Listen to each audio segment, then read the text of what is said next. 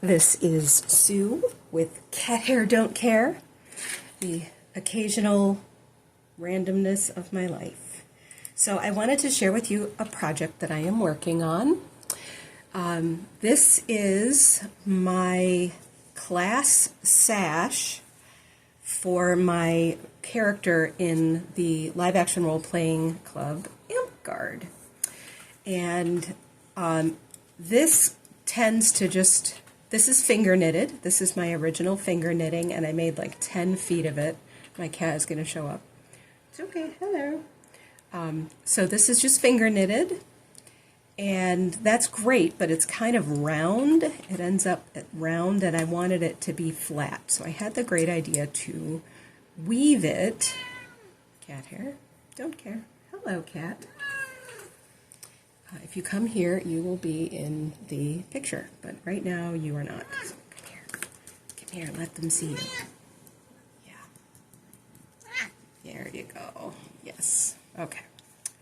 So what I did, I first had, because I saw these big holes, and I thought, well, I will use a big crochet needle as my sort of shuttle, essentially. So I'm using this as the warp and then using the crochet needle as a shuttle to create a weft. And it was about this big, and it just, I wasn't getting, you can see it was hard to start. I wasn't really getting a whole lot of good spacing. It was inconsistent. I didn't like it. So right about here you can see, before I go on, I should say what I did was tape yarn to the bottom of my thing. Now, admittedly, this is a bit much tape, and I have to kind of yank it through, you'll see. And what I did was I just knotted it to my first warp string on the side. Finger knitting is actually in pairs. Excuse me, Silky. It's in pairs. You can see that there's one warp, and except there's one usually by itself. Sometimes I think I'm not real familiar with the finger knitting stitch. Like, I know how to do it, but I haven't analyzed it like I have with crochet, and so I wanted to show you what I was doing, because as I've been doing this for the very first time, I've been sort of coming up with procedures that seem to work, and I wanted to share them with you. Thank you. Yes, you have beautiful beans. All right, so let me put all this. This is coming out. So I've reached the knot in the finger knitting, so now I'm going to go around it. Let me orient myself, so that's going to work together, and then that. I'm sort of, you plan with the end in mind. So these two, so this is going to be by itself, and I think it does that, like this will be by itself, and I'm going to guess at the end of that one. And as you can see, I can get 1, 2, 3, 4, 5 weft lines in there, and I'm just going back and forth, and it's creating this, yes, it's creating this nice finished edge. So this will be, this is under, so this is over, and this is where the hook comes in handy. Over, under. Now remember, I'm trying to get under this knot. See how it's uneven? So I'm going over, under, over, under, over, under,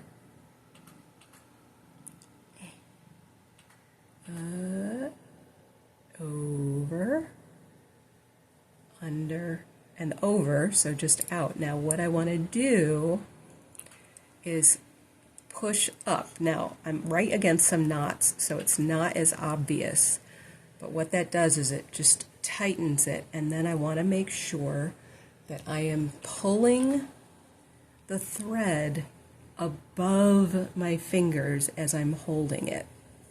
like I said, this too much tape. I'll do less tape next time when I run out of this yarn and have to tie on another length.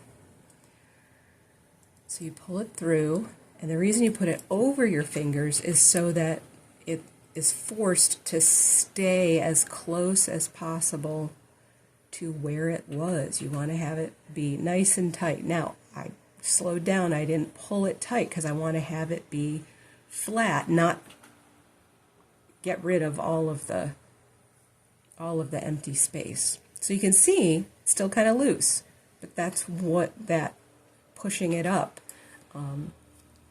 Now in regular loom weaving, there's something that does that. That's different than the shuttle, but here, because I'm using this long, thin thing, I'm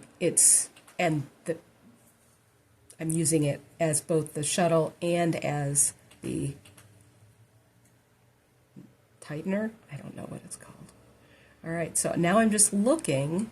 That's already under, so now I'm going to go over, under. I'm just doing the opposite. I know this is 2 strands that I'm weaving into one flat plated sort of woven thing. And remember, I had the one on the end. So there's the under, so I go over that, under that, over that, under that, and then here's where I can tighten it. And I'm going to hold it there nice and tight so that I can push it up.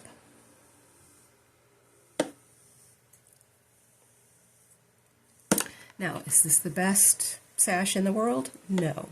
Will it do the job? Yes. And if I wanted to make it even wider, I could do another 10 feet of finger knitting, which takes like, I don't know, an hour less. And do the same thing, and then I would just take yarn and a plastic yarn needle and just either whip stitch or running, zigzag stitch or X or something to get them to be one piece of cloth. So this is over, so now I'm going to go under, and you just alternate. Again, you're going to run into this knot. I'm going to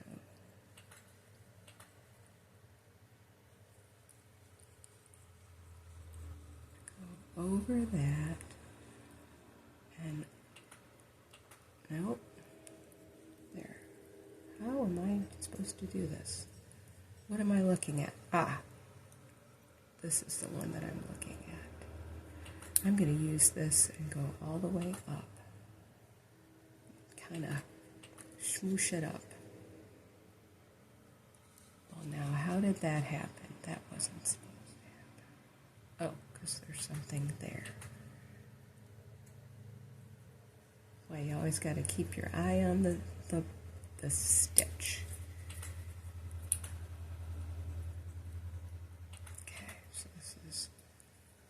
Over,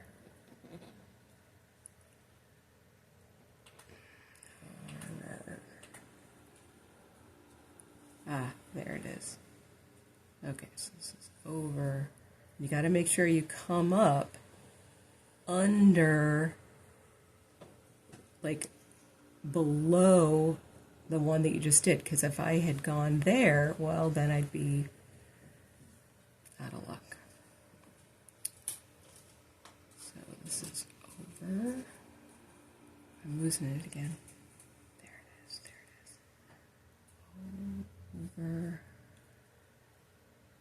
under,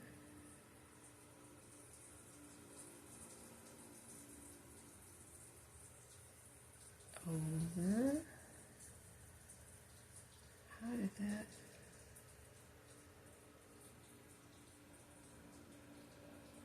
Ah.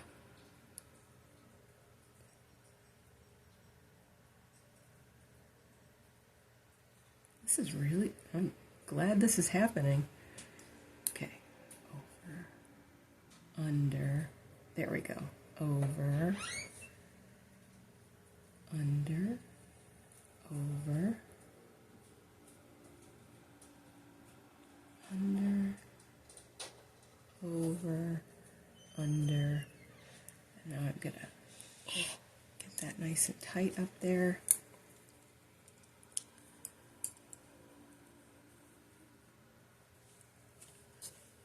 No idea if I'm in the center of the frame because I taped my phone to the lamp. You can see it wants to go down, but I'm forcing it to stay up, and it's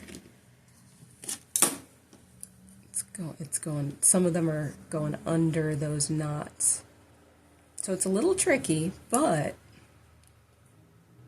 it's making a nice little piece of cloth there. I think maybe I could have gone like over the knots instead of just going under them. I will do that on the next one. So I hope this has been helpful to you in your crafting endeavors. Never be afraid to try something new, because you never know. Might be just what you needed, and you might have a whole ton of fun to boot. See ya!